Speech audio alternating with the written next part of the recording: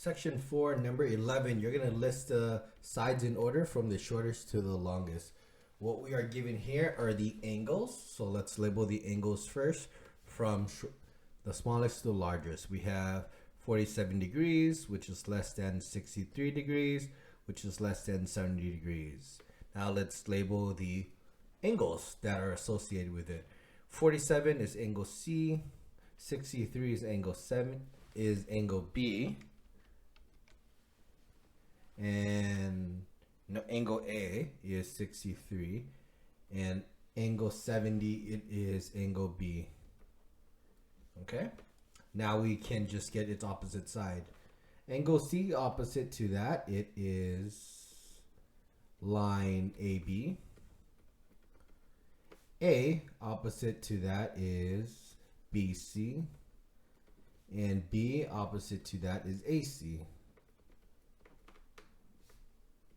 And there you go. That is from least to greatest. Next, we have this here. I decided to grab the same angles, but I'm just going to change it right here. All right. I just wanted a triangle already made. All right. So we have some values here.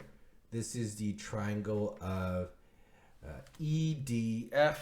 So EDF. All right, F is 25 degrees, D it is 125, and angle E is 30. All right, labeling it from least to greatest, you have 25 degrees, less than 30 degrees, which is less than 125 degrees. 25 degrees, it is angle F, 30 degrees is angle E, and 125 is angle D. All right. Now we can put the opposite side. So angle F, it is line ED. E, it is line FD. And D, it is line EF.